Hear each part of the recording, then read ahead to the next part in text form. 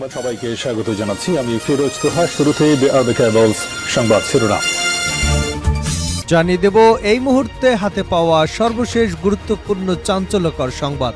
ভারতের প্রধানমন্ত্রী নরেন্দ্র মোদীকে বোমা মেরে হত্যার হুমকি। ভারতের প্রধানমন্ত্রী নরেন্দ্র মোদীকে বোমা মেরে হত্যা করবার সরাসরি হুমকি দেওয়া হয়েছে।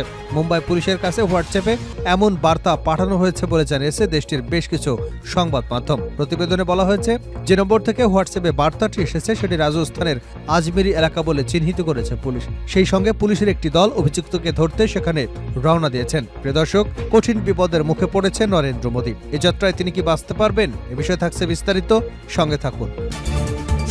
এবারে জানাবো, শেখ হাসিনা শুধু বিচারের কাঠগড়ায় দাঁড়াতে দেশে আসবেন, এমন মন্তব্য করেছেন মৎস্য প্রাণী সম্পদ মন্ত্রণালয়ের উপদেষ্টা ফরিদা আক্তার।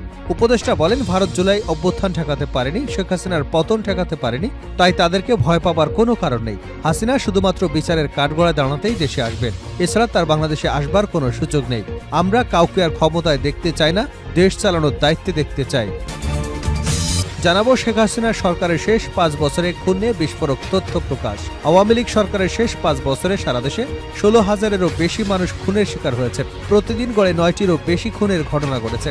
পুলিশ সদর দপ্তরের ওয়েবসাইটে প্রকাশ করা অপরাধ পরিসংখ্যানে 5 বছরেরও বেশি সময় বন্ধ রাখার পর গত বৃহস্পতিবার পুলিশ এ পরিসংখ্যান প্রকাশ করেছে।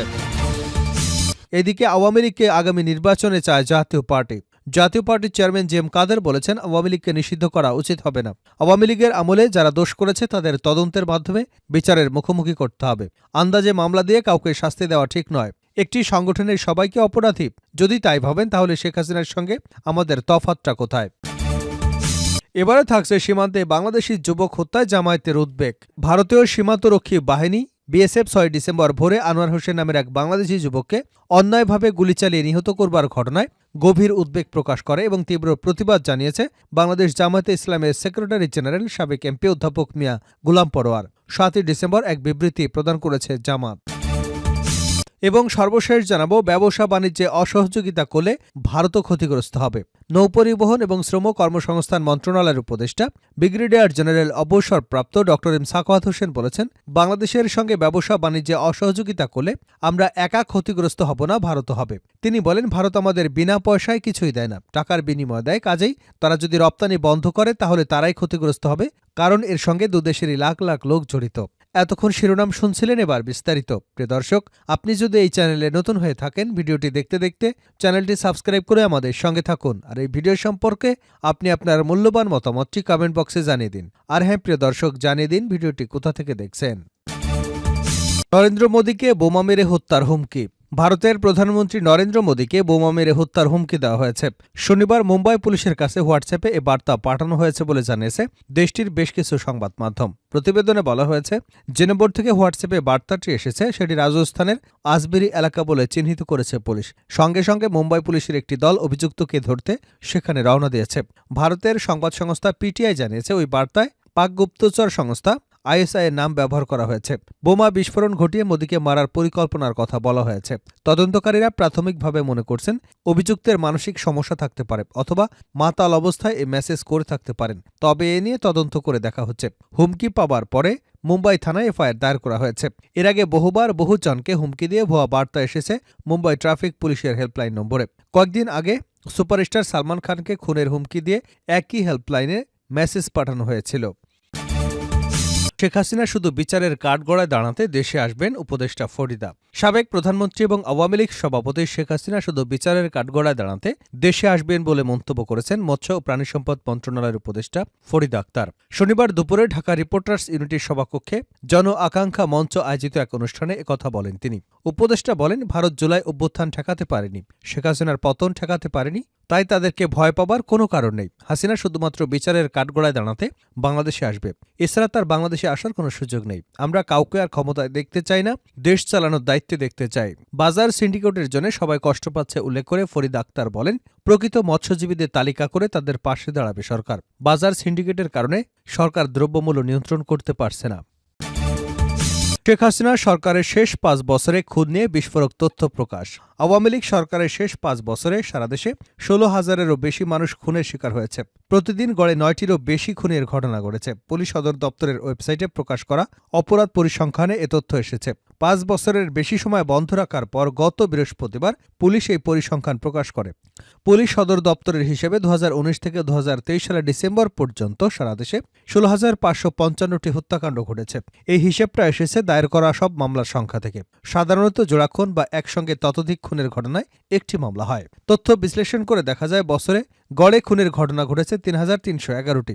এমনকি করোনা মহামারীর সময় 2020 সালেও 3,500 খুনের ঘটনা ঘটেছে। আওয়ামী লীগকে আগামী নির্বাচনে চায় জাতীয় পার্টি। জাতীয় পার্টির চেয়ারম্যান জেম কাদের বলেছেন, আওয়ামী লীগকে নিষিদ্ধ করা উচিত হবে না। আওয়ামী লীগের যারা দোষ করেছে তাদের তদন্তের মাধ্যমে বিচারের মুখোমুখি করুন। আন্দাজে মামলা দিয়ে কাউকে শাস্তি দেওয়া ঠিক নয়। একটি সংগঠনের সবাইকে অপরাধী যদি তাই ভাবেন তাহলে শেখ হাসিনার সঙ্গে আমাদের তফাৎ কি? জেম কাদের বলেন, শেখ হাসিনা মনে করত বিএনপি এবং জামাত করলেই অপরাধী। এখন তো আপনারা সেটাই করছেন। আমরা চাই আগামী নির্বাচনে সব দল অংশ নিক। যাদের নিবন্ধন দিয়েছেন তাদের কেন নির্বাচনে আসতে দেবেন না? সাংবাদিকদের এক প্রশ্নের উত্তরে জেম কাদের বলেন, কোনো আগ্রাসন এলে স্বাভাবিকভাবেই আমরা তা প্রতিহত করব। এটার জন্য গলাবাজির দরকার নেই। কেউ কেউ বলেন আগ্রাসন এলে 1 ইঞ্চিও ছাড় দেব না। কে আপনাকে ছাড় দিতে বলে? আমাদের দেশে আর্মি আছে, বিজিবি আছে না? দুপুরে জাতীয় পার্টির চেয়ারম্যান বরণী কার্যালয়ে সংবিধান সংরক্ষণ দিবস উপলক্ষে আয়োজিত আলোচনা সভায় প্রধান অতিথির বক্তৃতায় এসব কথা বলেন তিনি। শান্তিপূর্ণভাবে মিছিল মিটিং করার সাংবিধানিক অধিকার তা আমাদের দেওয়া হচ্ছে না বলে অভিযোগ করেন জেম কাদের। বলেন, আমাদের পার্টি অফিস জ্বালিয়ে দেওয়া হয়েছে। গণমাধ্যমে ব্যাপক সেলফ সেন্সরশিপ চলছে। সাংবাদিকরা ভয়ভীতির মধ্যে দিন কাটাচ্ছেন। আমাদের পাসপোর্ট দেওয়া হচ্ছে না। পাসপোর্ট পাওয়া আমাদের সাংবিধানিক অধিকার।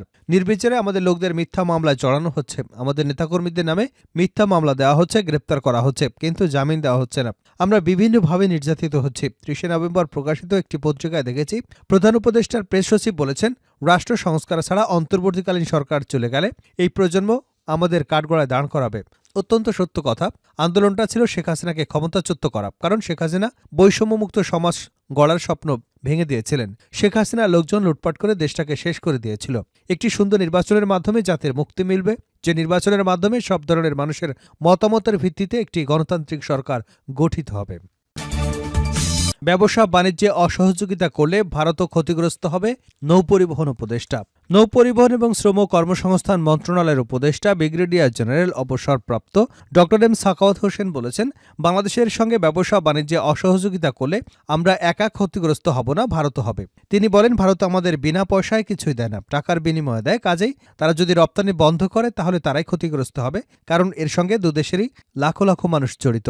শনিবার দুপুরে ভোমরা স্থলবন্দরের উন্নয়নমূলক কার্যক্রম পরিদর্শন এবং কর্মকর্তা কর্মচারীদের সঙ্গে মত বিনিময় শেষে সাংবাদিকদের প্রশ্নের জবাবে কথা বলেন তিনি। ড এম সাখাওয়াত হোসেন বলেন, আর্থিক ক্ষতির কথা চিন্তা করে তারা রপ্তানি বন্ধ করবে বলে আমার মনে হয় না। তবে যা হচ্ছে তা সবই রাজনৈতিক। অপর এক প্রশ্নের জবাবে তিনি বলেন, কখনো শুনেছেন সব পলিটিক্যাল পার্টি এক জায়গায় বসে কথা বলেছে? আজ হোক কাল হোক রাজনীতিবিদরা দেশ চালাবেন। সেই জায়গাতে যদি রাজনীতিবিদদের মধ্যে ঐক্য না হয় তাহলে জাতীয় যে পথ নির্ধারণ করবার কথা সেটা তখন এলোমেলো হয়ে যায়। একদল একরকম বলবে, আরেক দল সেটা অপোজ করবে। এখন যেহেতু সবাই একত্রে বসেছেন, এটা একটা বড় অর্জন, এটা একটা উদাহরণ হয়ে থাকবে। পূর্ণাঙ্গ স্থল বন্দর হিসেবে ভোমরার কার্যক্রম চালু করবার বিভিন্ন সংকটের বিষয়ে তিনি বলেন, 1,400 কোটি টাকার চলমান উন্নয়নমূলক কাজ শেষ হলে ভোমরা স্থলবন্দর তার কার্যক্রম পুরোদমে চালাতে পারবে।